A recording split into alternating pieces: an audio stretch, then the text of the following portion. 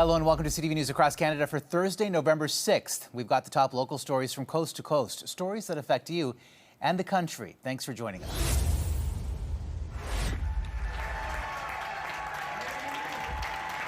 There were high fives and hugs all around as d'Entremont entered the Liberal caucus room in Ottawa this morning. He was escorted in by the Prime Minister. On the other side of the aisle, members of the Conservative Party accused him of breaking promises to constituents and acting on, quote, personal grievances. Over the last number of months, I wasn't feeling that I was aligned with the ideals of what the Leader of the Opposition had been talking about. When reporters asked him, d'Entremont said there may be others within the Conservative Party who are in the same boat as he was and may be thinking of jumping ship, but he said he'd let them tell their own stories. A Conservative MP since 2019, d'Entremont won his seat in the last election with a narrow 1.1% margin of victory. That's just 533 votes. CTV's Jonathan McGuinness spent the day in Yarmouth asking constituents how they feel about d'Entremont's move and suddenly living in a federal Liberal riding. The federal riding of Acadianapolis is now in the hands of the governing Liberal Party. Longtime Conservative MLA and MP Chris d'Entremont crossed the floor to join the party. He's opposed provincially and federally since 2003. D'Entremont, seen here with Pierre Poilievre at Acadian celebrations in Yarmouth back in August of 2024, cited uncertainty about the current path of the Tories under Poilievre and voiced support for Prime Minister Mark Carney's first budget as his reasons for defecting. D'Entremont won the riding that stretches from Berwick to West Pubnico by a little more than 500 votes in the April election. It was the only Conservative win in the province. Now, the Liberals have all 11 seats. While the Prime Minister welcomes d'Entremont with open arms, constituents have mixed reactions. Well, I'm excited because, we were kind of the only blue spot and a bunch of red before, so I'm excited to see what he'll bring now that he's switched over to the Liberal side. And, see what it does for Kingston and this Kings region. I think it'll be great. I'm not very happy about that. I'm not very much impressed with the Liberals. They have done a lot of harm to the country, and I'm not very pleased that he did that. I was kind of in the middle. I mean, I think he's always done a good job for Yarmouth, so whatever he feels is best is fine by me. Chris has always sort of impressed me as somebody that has some smarts and some ethics and really does care about the riding that he's in. A confidence vote on the budget could happen by the middle of the month, and with d'Entremont now crossing the floor, the Liberals are just 2 seats shy of a majority government. Jonathan McGuinness, CTV News, Yarmouth. This school was the site of a strange incident during the municipal election in Rawdon. Veterans with the Royal Canadian Legion were out trying to sell poppies until they were asked to leave. The manner it happened wasn't the best. We're maybe a little too passionate in trying to approach people and explain to them about the poppy, and some people are not overly receptive. The Legion usually has a booth set up at the polling center, but were asked to leave when one member started going up to people in line. Technically, doing that at the polls is illegal, even for charitable reasons like selling poppies. Even if the cause is noble and it's a good cause, you just can't do it. The mayor of Rawdon says it was blown out of proportion and wishes the staff at the polling center handled it differently. It's making a mountain out of a molehill. It was a complete misunderstanding. There was never any intention of disrespect towards the veterans. The Legion agrees, but still feels it's an opportunity to remind people about the importance of the poppy. It's critically important that we remember where those freedoms come from. Freedom isn't given sometimes, it has to be won. Poppies are worn every November to commemorate the soldiers that lost their lives serving Canada. But for veterans, it holds a little bit more significance. The donations that come in for the poppy, they help veterans. They helped me personally. It's very dear to my heart. Kenneth Johnson served in the Navy for 20 years. When he came home, he was sick. The Poppy Fund helped him pay off his mortgage when he couldn't work. It saved me. We're still losing people, and veterans are coming back from combat zones who can barely function, and it helps them. Even the ones that came back, some of them aren't quite right ever again. We owe them a debt of gratitude, and that's what the poppy is to remind us of. Legion 198 is hoping the incident at the polling station ends up encouraging people to support the poppy campaign. Jack Richardson, CTV News, Rawdon. There's a lot of confused and upset people, and some of them are experiencing this for nothing. We just don't know. So we're carrying on as if everything were normal and waiting for the hammer to fall down. I'm just waiting until it actually passes to react. Everyone's talking about it, but till it passes, nothing much we can do. A cold and gloomy day in the nation's capital, fitting for thousands of public sector workers wondering if they will soon be out of work. I still need the job to raise my family, so it's bad that the economy is not that great. While some fear job cuts, others are intrigued by the prospect of an early retirement. I will wait to see what will be the option, and if it's a good deal for me to retire now, I will. For me, I think it's a good budget, yeah. The federal budget laid out non-specific plans to cut the federal workforce by 28,000 jobs by 2029. A move union leaders say will impact services all Canadians rely on. We've seen the same tired story before, first under Chrétien and then under Harper. They cut tens of thousands of workers, and then they are forced to hire them back again when public services fall apart. The Prime Minister disagrees, arguing the measures announced in the budget will make the public service more effective. We're making government much more productive by right-sizing, cutting red tape and wasteful spending, and adopting AI at scale. Either way, the job cuts will hit Ottawa harder than anywhere else, and the business community is calling for support. What we'll be looking for is a thoughtful transition, both to redeploy that workforce in our own economy here, and also looking for additional support in diversifying the economy. And while federal workers wait for clarity, many are just trying to stay positive. I'm smiling because we have no choice but to accept what's coming on and work with it. Now, Ottawa's Mayor Mark Sutcliffe, he's also highlighting the need for the government to provide some more clarity here, pointing to the current feeling of uncertainty that's really permeating right throughout the city. A Dodge Ram pickup truck, the middle of its front bumper slightly caved in, sits just west of the pedestrian crosswalk at Bathurst and St. Clair. This is where a 49-year-old man was struck around 6:40 a.m. during the morning commute. It's very sad. I hope he's alive. You don't want to hear that anybody's been hurt. Well, it's just busy, right? Everything's busy.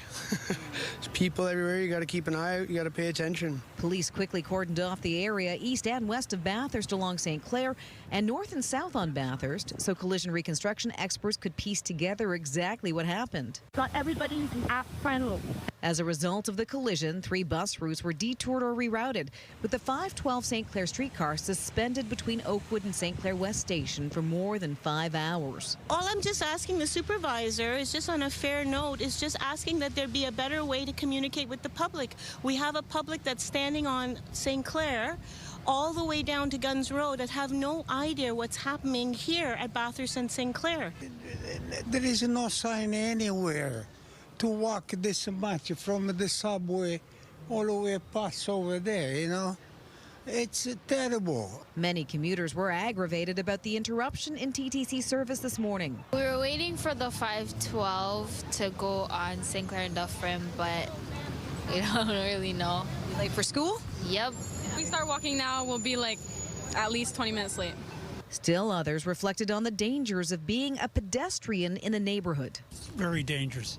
People try to go by. I was riding a motorcycle like before and I got struck by a truck too. I've seen it too many times where somebody will blow a light and almost hit me or other pedestrians. There's like always cars honking when people are crossing, so there's always stuff going on, it seems. We don't know if the victim was in the crosswalk at the time he was struck, but he was rushed to hospital with serious life-threatening injuries.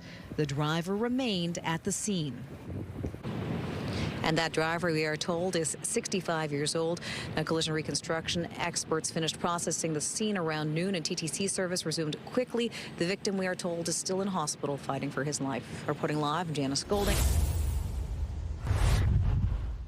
It's been 2.5 weeks since 25-year-old Eli Wood went missing from their Kitchener home. Any missing person is always serious. Because of this one and everything surrounding it, we are treating this as a very serious investigation. Eli lived in the rear unit of 25 Major Street, which went up in flames on the morning of October 19th, causing significant damage to the back half. The cause of the fire is still under investigation. We are dealing with the arson portion of the investigation as well as the missing person. We still work in collaboration with the Ontario Fire Marshal as well as Kitchener Fire. The home now fenced off, restoration equipment now surrounding the property. Waterloo Regional Police say Eli's whereabouts remain unknown. Investigators initially said they thought the disappearance was suspicious. Now they confirmed foul play is suspected. Investigators have obtained enough information and enough grounds to determine that there was foul play involved in the disappearance of Eli. Just because of the integrity and just to maintain the respect and the integrity of the investigation, we're unable to really explain or disclose any of that information. There's been no word from investigators on any suspects in the arson or in the disappearance, but police say this is still an active investigation by the Major Crimes Unit. We're following the information to suggest that something may have happened just based on the information. Once that is determined and the suspicion turns into what we call grounds, then we can say, okay, we now believe that foul play has taken place. Meantime, online messages of heartbreak and hope are pouring in. A family member of Eli writing, "Over 360 hours my child has been missing," pleading for people to share online. One person commenting underneath the post, "I continue to pray for answers for you and your family."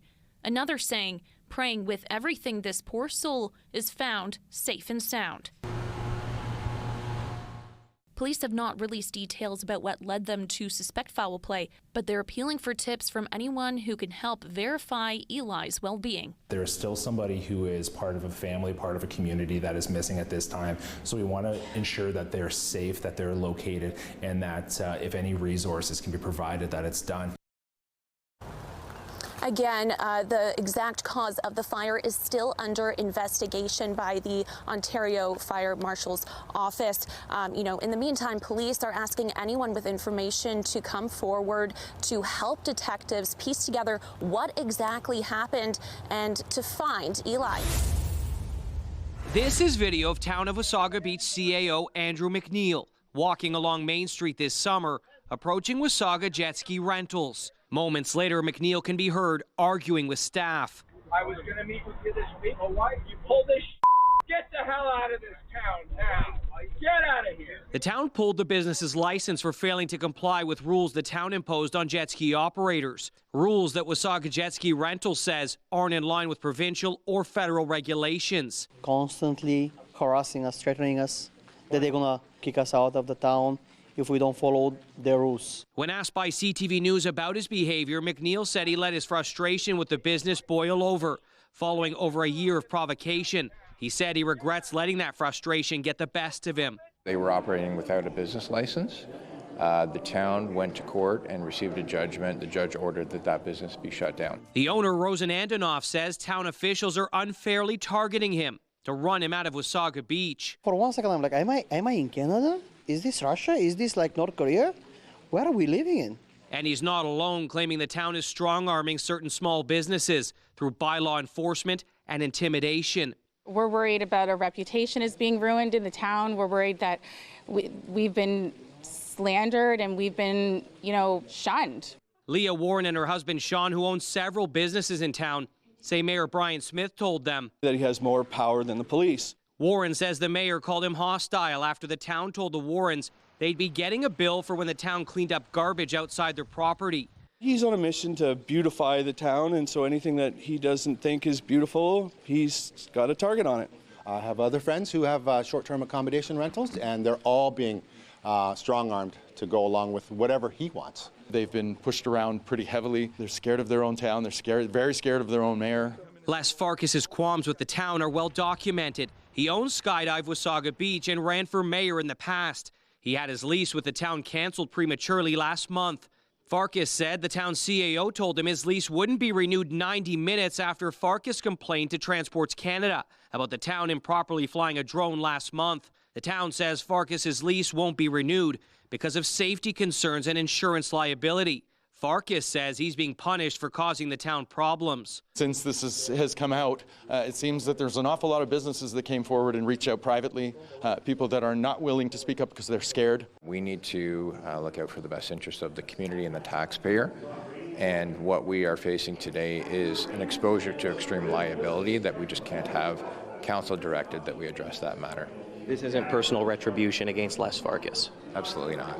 While Mayor Brian Smith dismissed claims the town is treating certain businesses unfairly and said these complaints appear to be politically motivated. We cannot have businesses in the town of Wasaga Beach, whether it be a cottage court, a motel, a hotel, a jet ski business, or a skydive business, or anyone else, not following the rules, meeting the zoning criterias, and carrying on like it's the Wild Wild West. It just simply isn't that. As part of his statement to CTV News, McNeil saying the town licenses 584 businesses. The vast majority operate responsibly and with respect for the community. Mike Arsleedy, CTV News, Wasaga Beach.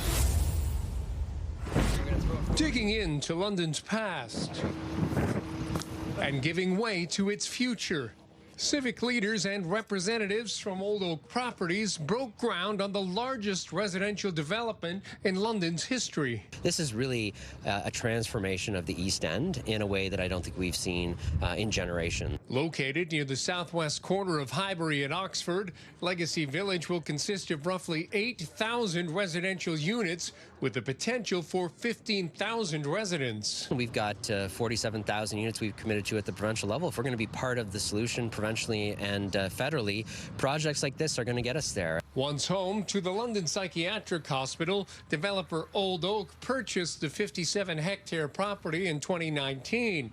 It will be built out in phases over the next several decades. It was a underutilized land that was owned by the province. We saw it as this amazing opportunity to do something impactful in London and create really a city within a city. The property borders 3 city wards and is situated along the rapid transit East London link. The development will include 10 towers and mixed-use commercial space. Blocks are set aside for new elementary school. Parkland blocks are set aside. Community blocks, including integrating some of the heritage buildings into new commercial and community use spaces. That's here. So we're thinking ahead in terms of making sure that the services people need, the ability to go to school, the ability to play, it's not just live. It's work, live, and play in this area. Now, given the sheer size and scope of this community within the city, it will be some time before we actually see anyone living here in Legacy Village. The first project is a 32-story high-rise with 400 units, expected to be complete in about 4 years. Brian Bicknell, CTV News. Having a child that is ill is a nightmare, right, for any parent. Having a child that's terminally ill is another level. The last 4 months have been a battle for Kayla Krentz-Dupont. This has become my full-time job, trying to secure care for my child, trying to secure medication for my child. Krentz-Dupont's 5-year-old son Leo was diagnosed in June with Niemann-Pick type C. It's a rare genetic disorder that leads to progressive neurological damage over time, affecting his ability to walk, speak, and use of his arms and legs. Leo's body does not metabolize the same way another person's body does, and it's the storage of lipids in his liver and eventually brain that have these neurological effects. After weeks of sending emails to the province asking for coverage of the expensive medication, Minister of Health, Seniors and Long-Term Care, Uzoma Asagwara, contacted the family today. Asagwara said the drug Miglustat will be granted exceptional drug status by the province. The family says this drug is the first step towards prolonging Leo's life. I was able to call Kayla earlier today and share with her that I have approved the medication, and that our department will work with her and her family every step of the way to Leo being able to start the medication as soon as possible. But Krentz-Dupont says it's not over. The family is also seeking access for Miplyffa, another medication used in combination with Miglustat. The challenge? Miplyffa has not yet been approved for use by Health Canada. As he folds up Leo's laundry, Mario Dupont says the first medication can't come fast enough for his son. We really want access to this medication so that Leo can live the best life that he can live while he's here with us. Kayla Krentz-Dupont says she was in shock this afternoon when she received the call, calling it an answer to many prayers. She's not sure when treatment can start for her son, but she's feeling hopeful. An appeal hearing was held here in Regina to overturn a judge's decision in a high-profile case involving a child's death in Saskatoon 4 years ago. The Crown is appealing Saskatoon Judge Jane Wooten's decision to stay Taylor Kennedy's charge of impaired driving causing death in the collision that killed 9-year-old Bailey Maurice. On September 9th of 2021, Maurice was walking her scooter along a Saskatoon crosswalk when she was hit by Kennedy's truck. At the scene of the crash, Kennedy told officers she vaped marijuana and microdosed magic mushrooms the day before. Kennedy was charged with impaired driving exceeding the prescribed blood drug concentration of THC causing death. In December of 2024, a Saskatoon judge stayed the charge, ruling that she was not tried within a reasonable time. The Crown is asking the Court of Appeal to lift the stay and send the case back to Judge Wooten for a decision based on the evidence. In their arguments, the Crown cited instances such as the trial being derailed by minimal notice of a charter issue raised by the defense, which they claim complicated the case and gave prosecutors little time to gather evidence in response. Defense lawyer Thomas Hines compelled the court to dismiss the appeal, stating that Judge Wooten did not act in error and that, quote, this case simply took too long. After hearing arguments from the Crown and defense lawyer Thomas Hines, judgment on the matter was reserved by the court. The decision is expected to take a couple of months. Jacob Carr, CTV News, Regina. My son. Kara Verbeek fights to contain her emotions as she reads messages written on this ghost bike. It was placed here on the corner of 167 Avenue and 82nd Street in memory of her 25-year-old nephew, Joshua Verbeek. We just feel like we're close to him here. He passed away like right there on the road, and we just, I don't know, it's just been cathartic. We've been able to write little messages to him, and we just come out here sometimes and just sit just to feel that he's here with us. The first ghost bike appeared in Edmonton in 2019. It's to help the families if they're grieving. It helps the bike community to remember all the things that can go wrong when you're not paying attention. And it helps to remind people in cars to look for motorcycles and pay attention to what they're doing as well. Just to be aware. There are now 5 ghost bikes in Edmonton and several others throughout the province, thanks to the group Ride in Paradise Memorials, or RIP'em. Whichever one has been out the longest when someone has passed away is the one that will move to the next site. Corey Bacon pays to maintain and move the ghost bikes, as well as storing them for the winter out of his own pocket, something he can't afford anymore. Times have been getting hard for everybody, and it's getting really hard to do this as well. Like, we're looking at thousands of dollars every year. Verbeek surprised him, saying her son is planning a memorial golf tournament for Joshua next year. The charity that we picked was RIP'em. Oh, wow. Yeah, so, thank you so much. Yeah, no problem. Very thankful. I'm quite floored. It makes me a little emotional. It's great to see that it's had a lasting impact with families and that people wanting to give back. He's raised enough through a GoFundMe so far to keep it going one more season. Amanda Anderson, CTV News, Edmonton.